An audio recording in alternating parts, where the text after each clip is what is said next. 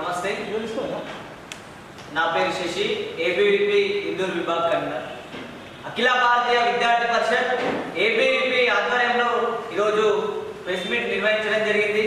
ఎందుకంటే తెలంగాణ రాష్ట్రంలో దాదాపు 8,300 కోట్ల స్కాలర్షిప్ పెండింగ్ ఉండడం వల్ల ఈరోజు విద్యార్థులు ఇబ్బంది పడుతున్నటువంటి పరిస్థితి. స్కాలర్షిప్లు, ఫీజు రియంబర్స్మెంట్ రాక విద్యార్థుల టీసీలు, మెమోలు, బోనాఫైలు కూడా యాజమాన్యం ఇవ్వకుండా వాళ్ళని ఇబ్బందులు పెడుతున్నటువంటి పరిస్థితి. ఈ తెలంగాణలో గవర్నమెంట్ కళాశాలలో చదువుతున్నటువంటి విద్యార్థులకు కూడా ఈరోజు ప్రభుత్వం ఇబ్బంది పెడతా ఉన్నది.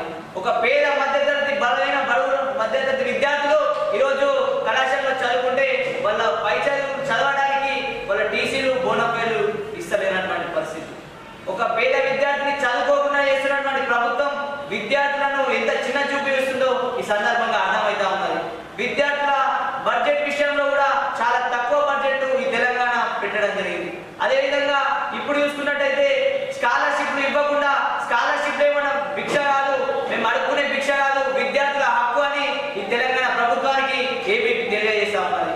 వెంటనే స్కాలర్షిప్లను విడుదల చేసి ఈ పేద మధ్యతరగతి విద్యార్థుల భవిష్యత్తుకు మీరు నాంది పలకాలనేసి ఏబీపీ డిమాండ్ చేస్తా ఉంది. లేకపోతే ఈ రాష్ట్ర వ్యాప్తంగా ఉన్నటువంటి మీ మంత్రుల కాన్వాయ్లను, ఎమ్మెల్యే ఇళ్లను ఖచ్చితంగా ముట్టడిస్తామని ఈ సందర్భంగా హెచ్చరిస్తున్నాం. ఖబర్దార్. తెలంగాణ రాష్ట్ర వ్యాప్తంగా 8,300 కోట్ల ఫీజు రియంబర్స్మెంట్ అలాగే స్కాలర్షిప్లు పెండింగ్ లో ఉండడం జరుగుతుంది. కాబట్టి వీటి వల్ల ఎందరో పేద విద్యార్థులు చదువులకు దూరమై మత్తు పదార్థాలకు బానిసలైనటువంటి పరిస్థితి.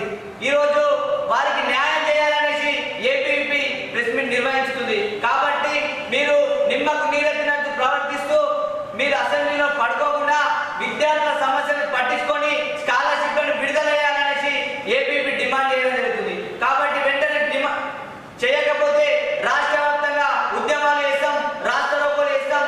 మీరు